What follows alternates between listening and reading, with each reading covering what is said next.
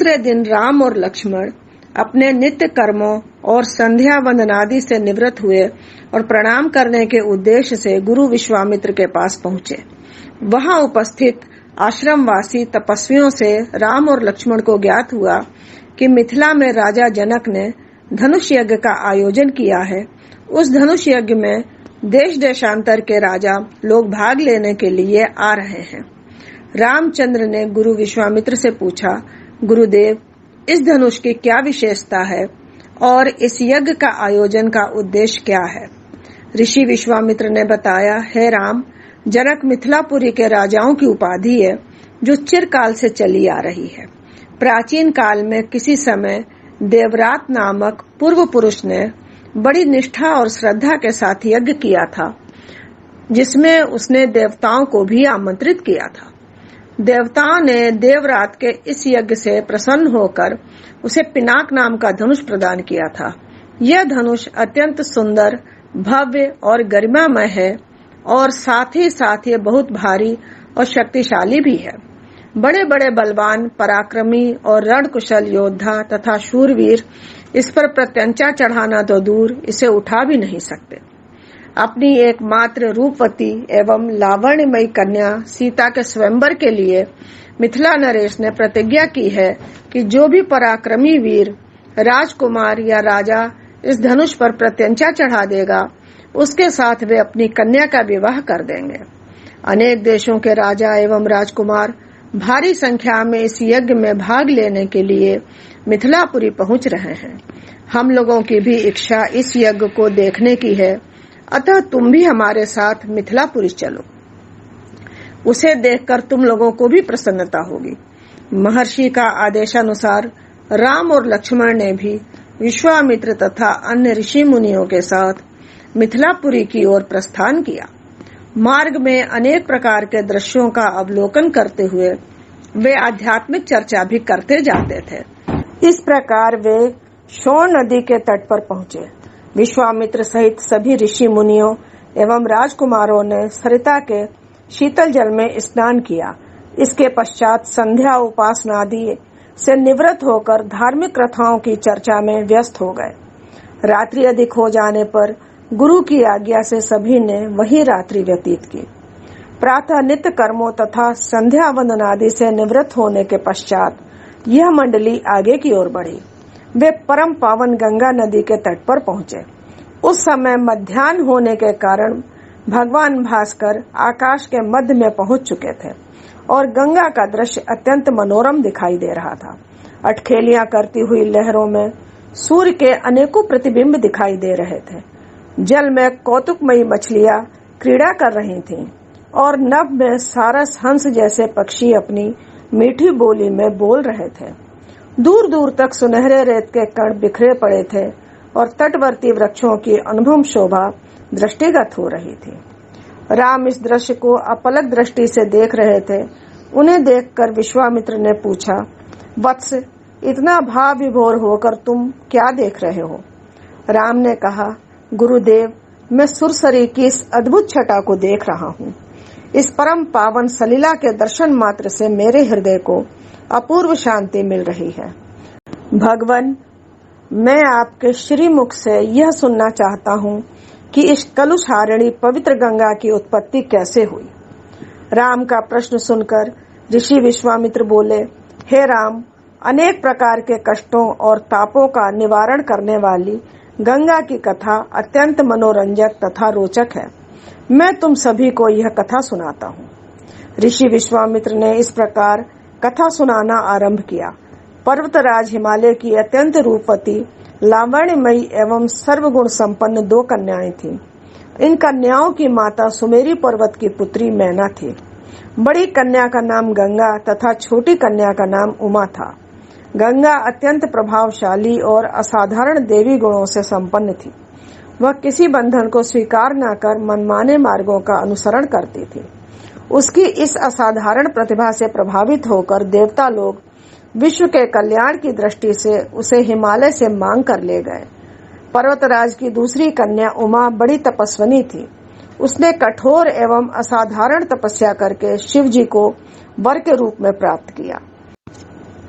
विश्वामित्र के इतना कहने पर राम ने कहा, हे भगवान, जब गंगा को देवता लोग सुरलोक ले गए तो वह पृथ्वी पर कैसे अवतरित हुई और गंगा को त्रिपथगा क्यों कहते हैं? राम के इस प्रश्न का उत्तर देते हुए ऋषि विश्वामित्र ने कहा, सुरलोक में विचरण करती हुई गंगा से उमा की भेंट हुई।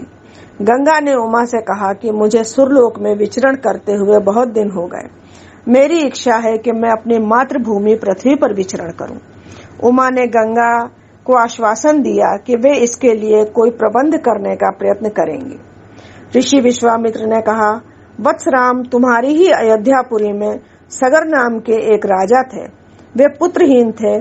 सगर की पटरानी का नाम केशनी था, जो कि विदर्भ प्रांत के राजा की पुत्री थी। केशनी रूपवती, धर्मात्मा और सत्परायण थी। सगर की दूसरी रानी का नाम था सुमति, जो राजा अरिष्टनेमि की कन्या थी। महाराज सगर अपनी दोनों रानियों को लेकर हिमालय के भृगु प्रस्वर्ण नामक प्रांत में गए और पुत्र प्राप्ति के लिए तपस्या करने लगे। उनकी तपस्या से महर्षि भृगु प्रसन्न हुए और उन्हें वर दिया कि तुम्हें अनेक पुत्रों की प्राप्ति होगी। दोनों रानियों में से एक का केवल एक ही पुत्र होगा, जो कि वंश को बढ़ाएगा, और दूसरी के 60,000 पुत्र होंगे। कौन सी रानी कितने पुत्र चाहती है, इसका निर्णय वे स्वयं आपस में मिलकर कर लें। केशनी ने वंश को बढ़ाने वाले एक पुत्र की कामना की और गरुण की भगनी सुमति ने 60,000 बलवान पुत्रों की। कुछ काल के पश्चात रानी केशनी ने असमंज नामक पुत्र को जन्म दिया। रानी सुमति के गर्भ से एक तुम्बा निकला, जिसे फोड़ने पर छोटे छोटे 60,000 पुत्र निकले। उन सब का पालन पोषण घी के घड़ों में रखकर किया गया। काल चक्र व्यतीत होते गए और सभी राजकुमार युवा हो गए। सगर का ज्येष्ठ पुत्र असमंज बड़ा दुराचारी था। उसे नगर के बालकों को सरयू नदी में फेंककर उन्हें डूबते हुए देखने में बड़ा आनंद आता था। इस दुराचारी पुत्र से दुखी होकर सगर ने उसे अपने राज्य से निर्वासित कर दिया। असमंज के अंशुमान नाम का एक पुत्र था। अंशुमान अत्यंत सदाचारी और पराक्रमी था। एक दिन राजा सगर के मन में अश्वमेघ यज्ञ करवाने का विचार आया। शीघ्र ही उन्होंने अपने इस विचार को कार्य रूप में परिणित कर दिया। राम ने ऋषि विश्वामित्र से कहा, गुरुदेव, मेरी रुचि अपने पूर्वज सगर की यज्ञ गाथा को विस्तार पूर्वक सुनने में है, अतः कृपा करके इस वृतांत को पूरा पूरा सुनाइए।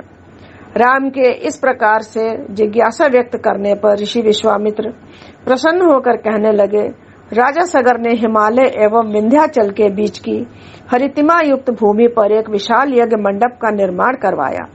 फिर अश्वमेघ यज्ञ के लिए श्याम कर्ण घोड़ा छोड़कर उसकी रक्षा के लिए पराक्रमी अंशुमान को सेना के साथ उसके पीछे पीछे भेज दिया। यज्ञ की संभावित सफलता के परिणाम की आशंका से भयभीत होकर इंद्र ने एक राक्षस का रूप धारण किया और उस घोड़े को चुरा लिया। घोड़े की चोरी की सूचना पाकर सगर ने अपने 60,000 पुत्रों को आज्ञा दी कि घोड़ा चुराने वाले को पकड़कर या मारकर घोड़ा वापस ले आओ। पूरी पृथ्वी में खोजने पर भी जब घोड़ा नहीं मिला तो इस आशंका से कि किसी ने घोड़े को तहखाने में न छुपा रखा हो, सगर के पुत्रों ने संपूर्ण पृथ्वी को खोदना आरंभ कर दिया। उनके इस कार्य से असंख्य भूमि तल निवासी प्राणी मारे गए। खोदते खोदते वे पाताल तक जा पहुंचे। उनके इस नृशंस कृत्य के विषय में देवताओं ने ब्रह्मा जी को बताया तो ब्रह्मा जी ने कहा कि ये राजकुमार क्रोध एवं मद में अंधे होकर ऐसा कर रहे हैं। पृथ्वी की रक्षा कर दायित्व कपिल ऋषि पर है, इसलिए वे इस विषय में अवश्य ही कुछ न कुछ करेंगे। पूरी पृथ्वी को खोदने के बाद भी जब घोड़ा और उसको चुराने वाला चोर नहीं मिला तो निराश होकर राजकुमारों ने इसकी सूचना अपने पिता को दी। क्रुद्ध सगर ने आदेश दिया कि घोड़े को पाताल में जाकर ढूंढो। पाताल में घोड़े को खोजते खोजते वे सनातन वसुदेव कपिल के आश्रम में पहुंच गए। उन्होंने देखा कपिल देव तपस्या में लीन हैं और उन्हीं के पास यज्ञ का वह घोड़ा बंधा हुआ है। उन्होंने कपिल मुनि को घोड़े का चोर समझकर उनके लिए अनेक दुर्वचन कहे और उन्हें मारने के लिए दौड़े। सगर के इन कुकृत्यों से कपिल मुनि की समाधि भंग हो गई उन्होंने क्रुद्ध होकर सगर के उन सब पुत्रों को भस्म कर दिया।